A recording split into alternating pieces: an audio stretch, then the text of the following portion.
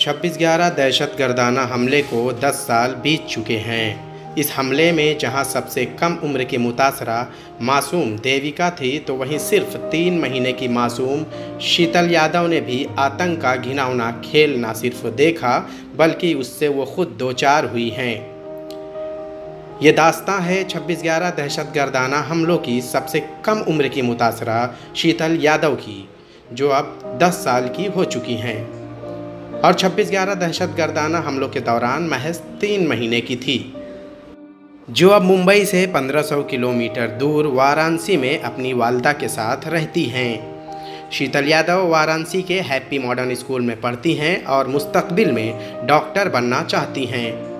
26 नवंबर 2008 की रात शीतल अपने वालिद और मामू संतोष के साथ मुंबई छत्रपति शिवाजी टर्मिनस से अपने गांव गाजीपुर का सफ़र तय करने वाली थीं, लेकिन ट्रेन का ये सफ़र शीतल के वालिद के लिए उनकी ज़िंदगी का आखिरी सफ़र कब हो जाएगा, ये किसी ने नहीं सोचा था।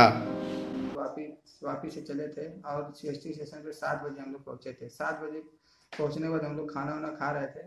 तब तक उसके बाद खाना वाना खा के सो रहे थे, आराम कर रहे थे। तब तक 9:55 पे टाइम हो रहा था उसमें, तभी हमला हुआ था। फिर हम तो सोचे कोई पटाखा वटाखा फोड़ दिया, लेकिन देखे तो पूरा बम और गोली वोली का आवाज़ आने लगी। फिर उसके बाद जो हमको तो बहुत सारे छर्रे लगे पंखे और पेट में हमारे गोली लगा, और हम तो किसी तरह भाग के बाहर निकले और ना हम जीजा को देख पाए अपने, न दीदी को देख पाए, न भांजे को देख पाए, लेकिन किसी से बाहर निकले। बाहर जाने के बाद हमको सांस नहीं ले जा रहा था। फिर उसके बाद हम तुरंत बाहर जाके फिर किसी तरह वहाँ से किसी गाड़ी में बैठ के, पुलिस की गाड़ी में बैठ के वहाँ पे हम हॉस्पिटल पहुँचे। वहाँ जाने के बाद आराम नहीं हुआ, फिर हम जे हॉस्पिटल गए। फिर वहाँ जाने के बाद हमको दवा हुआ और जो भी उसके साथ हुआ, लेकिन हमको फिर हम बेहोश हो गए। वहाँ सुबह वो ट्रेन का इंतज़ार कर रहे थे। इसी दौरान सीएसटी पर अचानक फायरिंग शुरू हो गई। पल भर में लाशों का अंबार, और इन्हीं लाशों में एक लाश शीतल के वालिद उपेंद्र यादव की थी। शीतल के नन्हे जिस्म पर भी बम के छर्रे लगे थे। जिंदगी और मौत से जूझने वाली शीतल को जेजे अस्पताल में भर्ती कराया गया, जहां उसे नई जिंदगी तो मिली, लेकिन शीतल के सर से बाप का साया उठ गया। शीतल के वालिद की मौत के बाद रेलवे ने शीतल की मां सुनीता यादव को महकमा रेलवे में मुलाजमत पर रखा। फिलहाल वो वाराणसी में मुलाजमत करती हैं। शीतल के मामू संतोष कहते हैं कि शीतल महज 3 महीने की थी। उस वक्त उसके वालिद को दहशतगर्दों ने मौत के घाट उतार दिया। मेरे घर और ख़ानदान के लिए बहुत ही नाजुक घड़ी थी।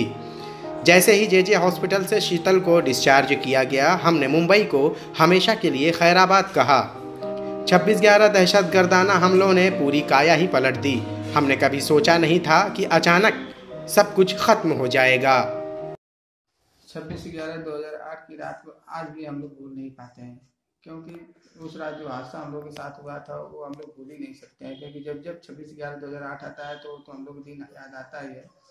शीतल सिर्फ 3 महीने की थी जब उसकी आंखों के सामने दहशतगर्द अजमल आमिर कसाब और उसके साथी अबू इस्माइल सीएसटी पर मौत का घिनौना खेल खेल रहे थे।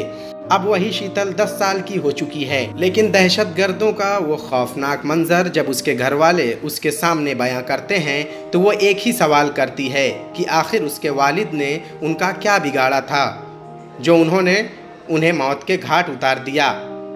नन्ही शीतल को शायद इस बात का इल्म नहीं है कि दहशतगर्दों का कोई मजहब नहीं होता और ना उनकी गोली किसी का भेदभाव करती है। वो तो बस मासूमों को अपना शिकार बनाते हैं और उसे जिहाद का नाम देते हैं। मुंबई से ईटीवी भारत के लिए शाहिद अंसारी की रिपोर्ट।